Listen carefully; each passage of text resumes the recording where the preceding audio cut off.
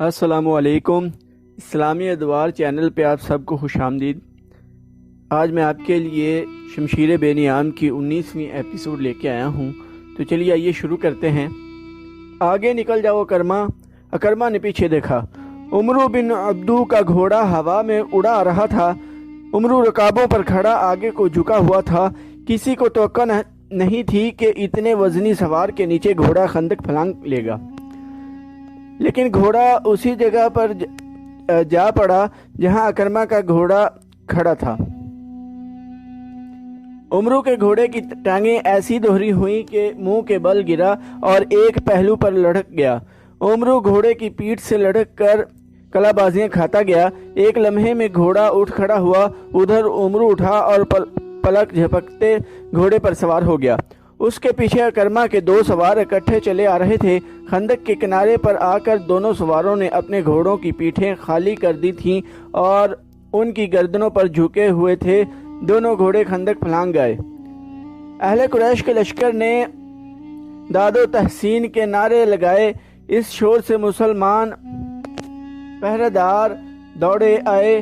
اتنے میں اکرما کے دو اور گھوڑے اپنے سواروں کو اٹھائے خندق کے کنارے سے ہوا میں اٹھے۔ ان کے پیچھے ساتھ میں سے باقی سواروں نے بھی اپنے گھوڑوں کو ایڑ لگا دی۔ تمام گھوڑے خندق پھلانگ آئے۔ ٹھہر جاؤ، اکرما نے مسلمان سنتریوں کو بلند آواز میں کہا، کوئی اور گھوڑا خندق کے اس پار نہیں آئے گا۔ محمد صلی اللہ علیہ وآلہ وسلم کو بلاؤ۔ تم میں جو سب سے زیادہ بہادر ہے اسے لاؤ۔ وہ میرے ایک آدمی کا مقابلہ کر کے گرا لے تو ہم سب کو قتل کر دینا۔ خدا کی قسم، ہم تمہارا خون اس ریت پر چھڑک کر واپس چلے جائیں گے۔ مسلمانوں کی اجتماع گاہ میں کھلبلی بپا ہو چکی تھی۔ ایک شور تھا، قریش اور غطفان نے خندق عبور کر لی ہے۔ مسلمانوں، تمہارے امتحان کا وقت آ گیا ہے۔ ہوشیار، خبردار، دشمن آ گیا ہے۔ رسول اللہ صلی اللہ علیہ وآلہ وسلم نے مسلمانوں کو بے قابو نہ ہونے دیا۔ آپ صلی اللہ علیہ وآلہ وسلم نے دیکھ لیا تھا کہ اہل قریش خندق کے پار کھڑے کہکہے لگا رہے تھے۔ وہ مسلمانوں کا مذاق بھی اڑا رہے تھے، پھبتیاں بھی کس رہے تھے۔ رسول کریم صلی اللہ علیہ وآلہ وسلم اس جگہ پہنچے جہاں اکرما اور اس کے سوار کھڑے للکار رہے تھے۔ رسول کریم صلی اللہ علیہ وآلہ وسلم کے ساتھ حضرت علی رضی اللہ عنہ بھی تھے۔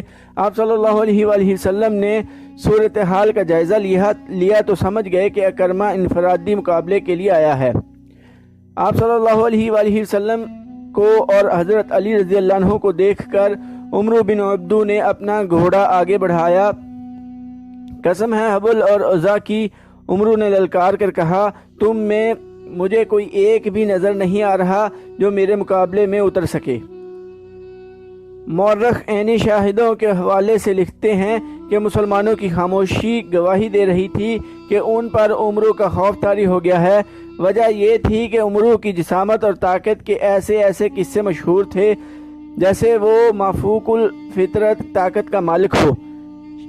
دیکھا شاید کسی نے بھی نہیں تھا، لیکن سب کہتے تھے کہ عمرو گھوڑے کو اپنے کندھوں پر اٹھا سکتا ہے اور وہ 500 گھوڑ سواروں کو اکیلا شکست دے سکتا ہے۔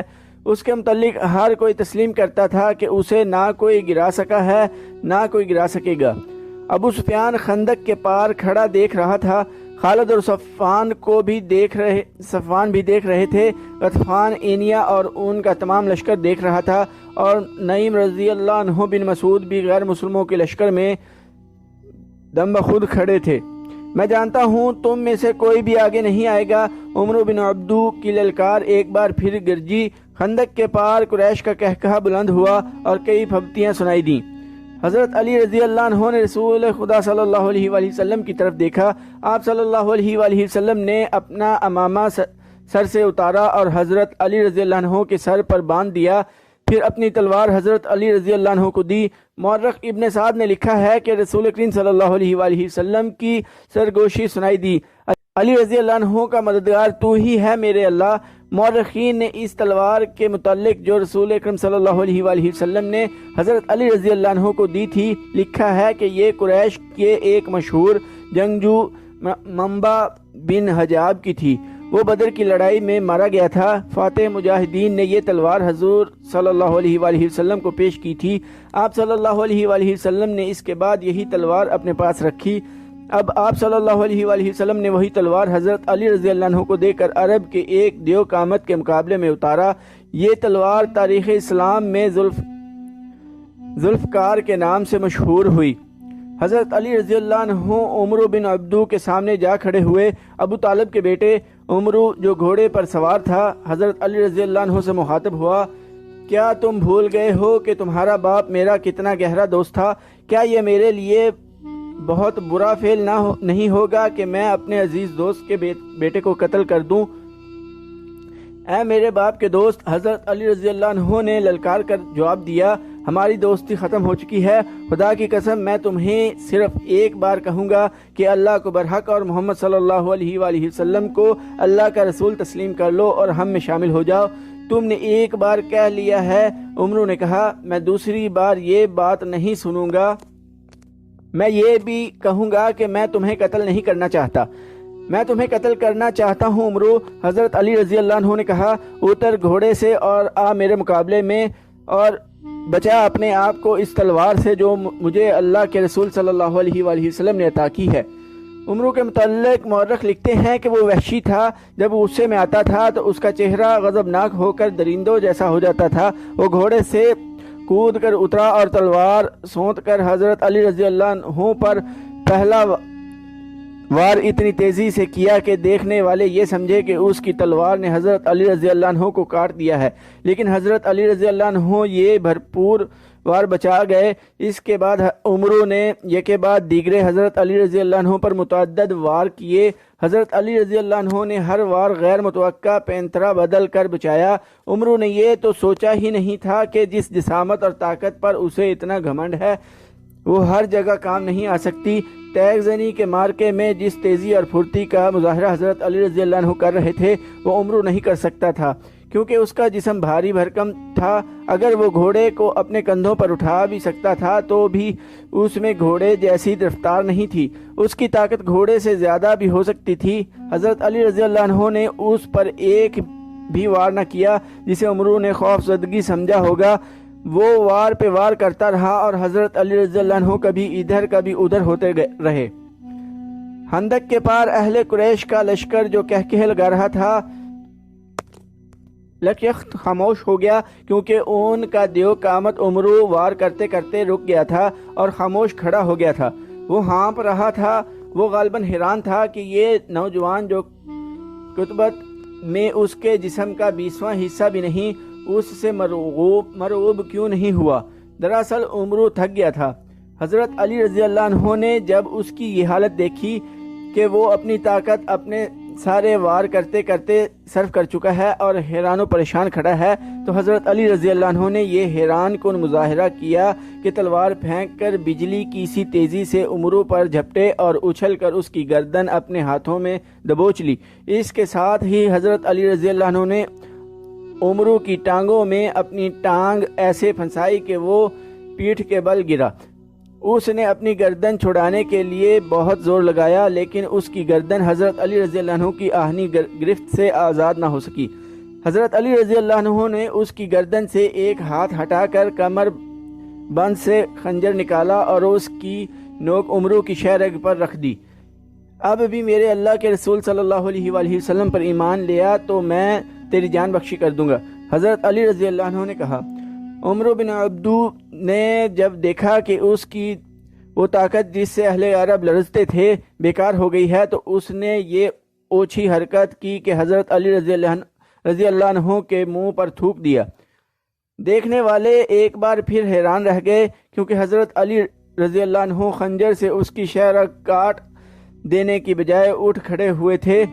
انہوں نے خنجر کمر بند میں اڑس لیا اور ہاتھوں سے اپنا چہرہ صاف کیا۔ عمرو اب اس طرح اٹھا جیسے اس کے جسم کی طاقت ختم ہو چکی ہو۔ صرف اسے ہی نہیں، ہر کسی کو توقع تھی کہ حضرت علی رضی اللہ عنہ اسے زندہ نہیں اٹھنے دیں گے، لیکن حضرت علی رضی اللہ عنہ بڑے آرام سے پیچھے ہٹے۔ عمرو، حضرت علی رضی اللہ عنہ نے کہا، میں نے اللہ کے نام پر تیرے ساتھ زندگی اور موت کا مقابلہ کیا تھا، لیکن تو نے میرے منہ پر تھوک کر میرے دل میں ذاتی دشمنی پیدا کر دی ہے۔ میں تجھے ذاتی دشمنی کے بنا پر قتل نہیں کروں گا، کہیں ایسا نہ ہو کہ میرے خدا کو میرا یہ انتقام اچھا نہ لگے۔ جا یہاں سے اپنی جان لے کر واپس چلا جا۔ عمرو بن عبدو شکست تسلیم کرنے والا آدمی نہیں تھا۔ مورخ لکھتے ہیں کہ میدان میں یہ اس کی پہلی ہار تھی جسے وہ برداشت نہ کر سکا۔ اس نے اپنی ہار کو جیت میں بدلنے کے لیے یہ اچھی حرکت کی کہ تلوار نکال کر حضرت علی رضی اللہ عنہ پر جھپٹ پڑا۔ حضرت علی رضی اللہ عنہ اس حملے کے لیے تیار نہیں تھے، لیکن ان کی کامیابی کے لیے رسول خدا صلی اللہ علیہ وآلہ وسلم نے خدا سے مدد مانگی تھی۔ عین وقت پر جب عمرو کی تلوار اور حضرت علی رضی اللہ عنہ کی تلوار میں 2-4 لمحوں کا فاصلہ رہ گیا تھا، حضرت علی رضی اللہ عنہ نے اپنی ڈھال آگے کر دی۔ عمرو کا وار اس قدر زوردار تھا کہ اس کی تلوار نے حضرت علی رضی اللہ عنہ کی ڈھال کو کاٹ دیا۔ ڈھال حضرت علی رضی اللہ عنہ کے کان کے قریب سر پر لگی، جس سے خون پھوٹنے لگا۔ عمرو ڈھال میں سے تلوار کھینچ ہی رہا تھا کہ حضرت علی رضی اللہ عنہ کی وہ تلوار جو انہیں رسول کریم صلی اللہ علیہ وآلہ وسلم نے دی تھی اتنی تیزی سے حرکت میں آئی کہ عمرو کی گردن کٹ گئی۔ گردن پوری نہ کٹی لیکن شہرگ کٹ چکی تھی۔ عمرو کی تلوار اس کے ہاتھ سے چھوٹ گئی، اس کا جسم ڈولنے لگا۔ حضرت علی رضی اللہ عنہ نے اس پر دوسرا وار نہ کیا، انہوں نے دیکھ لیا تھا کہ یہی وار کافی ہے۔ عمرو کی ٹانگیں دوہری ہوئی، اس کے گھٹنے زمین پر لگے اور وہ لڑھک گیا۔ عرب کی مٹی اس کا خون چوسنے لگی۔ خندق کے پار دشمن کے لشکر پر ایسا سکوت طاری ہو گیا جیسے پورے کا پورا لشکر کھڑے کھڑے مر گیا ہو۔ اب مسلمانوں کے نعرے گرج رہے تھے۔ عربوں کی رسم کے مطابق اس مقابلے کا دوسرا مرحلہ شروع ہو گیا۔ مسلمانوں کے ایک جیش نے اکرمہ اور اس کے باقی سواروں پر حملہ کر دیا۔ قریش کے ان سواروں کے لیے بھاگ نکلنے کے سوا اور کوئی چارہ نہ تھا۔ وہ خیریت سے پسپا ہونے کے لیے لڑے۔ اس مارکے میں قریش کا ایک آدمی مارا گیا۔ اکرمہ نے اپنا گھوڑا خندق کی طرف موڑ کر بھاگ نکلنے کے لیے ایڑ لگا دی۔ خندق پھلانگنے سے پہلے اکرمہ نے اپنی برچھی پھینک دی۔ ان میں سے ایک سوار جس کا نام خالد بن عبداللہ تھا خندق کو پھلانگ نہ سکا۔ اس کا گھوڑا خندق کے اگلے کنارے سے ٹکرایا اور خندق میں جا پڑا۔ وہ اٹھ کر کنارے پر چڑھنے کی کوشش کرنے لگا، لیکن مسلمانوں نے اس پر پتھروں کی بوچھاڑ کر دی اور وہ وہیں ختم ہو گیا۔ رسول کریم صلی اللہ علیہ وآلہ وسلم نے حکم دیا کہ خندق کے اس مقام پر مستقل پہرے کا انتظام کر دیا جائے، کیونکہ وہاں سے خندق پھلانگی جا سکتی تھی۔ دوسرے دن خالد اپنے گھوڑ سوار دستے میں سے چند ایک جاں باز سوار منتخب کر کے خندق عبور کرنے کو چل پڑا۔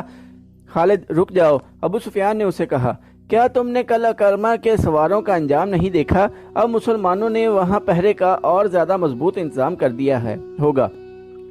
کیا یہ بہتر نہیں کہ لڑے بغیر واپس جانے کی بجائے تم میری لاش میرے گھوڑے پر رکھ کر لے جاؤ؟ خالد نے کہا، اگر ہم ایک دوسرے کے انجام سے ڈرنے لگے تو وہ دن بہت جلد طلوع ہوگا جب ہم مسلمانوں کے غلام ہوں گے۔ میں تمہیں نہیں روکوں گا میرے دوست، اکرمہ نے خالد سے کہا، لیکن میری ایک بات سن لو، اگر تم میری شکست کا انتقام لینے جا رہے ہو تو رک جاؤ۔ تمہیں قریش کی عظمت عزیز ہے تو ضرور جاؤ۔ آج مدینہ کی طرف جاتے ہوئے خالد کو وہ لمحے یاد آ رہے تھے۔ اسے نہ اس وقت یہ خیال آیا تھا نہ آج کہ وہ یہ جانتے ہوئے بھی کہ خندق عبور کر کے بھی مارا جائے گا، نہ عبور کر سکا تو بھی مارا جائے گا، کیونکہ خندق کی طرف چل پڑا تھا۔ وہ 16 مارچ 627 عیسوی کے دن کا تیسرا پہر تھا۔ خالد چند ایک منتخب سواروں کے ساتھ خندق کی طرف بڑھا۔ اس نے خندق پھلانگنے کے لیے کچھ فاصلے سے اپنے گھوڑے کو ایڑ لگائی، مگر اس مقام کے پہرے پر جو مسلمان کہیں چھپے بیٹھے تھے انہوں نے تیروں کا مینا برسا دیا۔ خالد نے لگام کو پوری طاقت سے کھینچا اور اس کا گھوڑا خندق کے عین کنارے پر جا رکا۔ خالد نے گھوڑے کو پیچھے موڑا اور اپنے تیر اندازوں کو بلایا۔ اس نے سوچا تھا کہ اس کے تیر انداز مسلمانوں پر تیر پھینکتے چلے جائیں گے، جس سے مسلمان سر نہیں اٹھا سکیں گے اور وہ خندق پھلانگ لے گا، لیکن مسلمانوں نے تیر اندازی میں اضافہ کر دیا۔ مسلمان تیروں کی بچھاڑوں میں تیر چلا رہے تھے۔ خالد کو پسپا ہونا پڑا۔ خالد اس انداز سے اپنے سواروں کو وہاں سے ہٹا کر دوسری طرف چل پڑا جیسے اس نے خندق پر ایک اور حملہ کرنے کا ارادہ ترک کر دیا ہو۔ مورخین جن میں ابن ہشام اور ابن سعد قابل ذکر ہیں لکھتے ہیں کہ یہ خالد کی ایک چال تھی۔ اس نے چلتے چلتے اپنے سوار جیش میں مزید سوار شامل کر لیے۔ اس نے سوچا یہ تھا کہ اسے پسپا ہوتے دیکھ کر مسلمان پہرے دار ادھر ادھر ہو جائیں گے۔ اس نے ادھر دیکھا، وہاں اسے کوئی پہرے دار نظر نہ آیا۔ اس نے اپنے دستے کو خندق کے کم چوڑائی والے مقام کی طرف موڑ دیا۔ خالد کی یہ چال صرف اس حد تک کامیاب رہی کہ اس کے 3-4 گھوڑ سوار خندق پھلانگ گئے۔ ان میں خالد سب سے آگے تھا۔ مسلمان پہرہ داروں نے انہیں گھیرے میں لے لیا۔ قریش کے جو سوار بھی خندق کے پار تھے ان پر مسلمانوں نے اتنے تیر برسائے کہ انہیں پسپا ہونا پڑا۔ خالد اور اس کے سواروں کے لیے مسلمانوں کے گھیرے سے نکلنا بہت مشکل ہو گیا۔ یہ زندگی اور موت کا معرکہ تھا جو خالد نے گھوڑا دوڑا کر اور پینترے بدل کر لڑا۔ اس کے سوار بھی تجربہ کار اور پھرتیلے تھے۔ ان میں سے ایک مارا گیا۔ خالد اب دفاعی معرکہ لڑ رہا تھا۔ اس نے کئی مسلمانوں کو زخمی کیا جن میں سے ایک شہید ہو گیا۔ آخر اسے نکلنے کا موقع مل گیا اور اس کا گھوڑا خندق کو پھلانگ آیا۔ اس کے جو سوار زندہ رہ گئے تھے وہ بھی خندق پھلانگ آئے۔ اس کے بعد قریش میں سے کسی نے بھی خندق کے پار جانے کی جرت نہ کی۔ اکرمہ اور خالد کی ناکامی کے بعد قریش اور اس کے دیگر اتحادی قبائل کے لشکر میں مایوسی جو پہلے ہی کچھ کم نہ تھی اور بڑھ گئی، خوراک نہ ہونے کے برابر رہ گئی تھی۔ ابو سفیان جو اپنے اور دیگر تمام قبائل کے لشکر کا سالار اعلیٰ تھا، پہلے ہی ہاتھ پاؤں چھوڑ بیٹھا تھا۔ خالد، اکرمہ اور صفوان نے یہ ظاہر کرنے کے لیے کہ ان کا لشکر زندہ ہے یہ کارروائی جاری رکھی کہ وقتاً فوقتاً خندق کے قریب جا کر مسلمانوں کی خیمہ گاہ پر تیر برساتے رہے۔ اس کے جواب میں مسلمانوں نے تیر اندازوں کو خندق کے قریب پھیلا دیا جو اہل قریش کے تیر اندازوں پر جوابی تیر اندازی کرتے رہے۔ تیر تبادلے کا یہ سلسلہ صرف ایک دن صبح سے شام تک چلا۔ دوستو، آج کی ایپیسوڈ یہیں ختم کرتے ہیں۔ چینل کو سبسکرائب کرنا نہ بھولیے گا، لائک، کمنٹ اور شیئر بھی کر دیجئے گا۔ ٹائم دینے کے لیے شکریہ۔ اللہ حافظ۔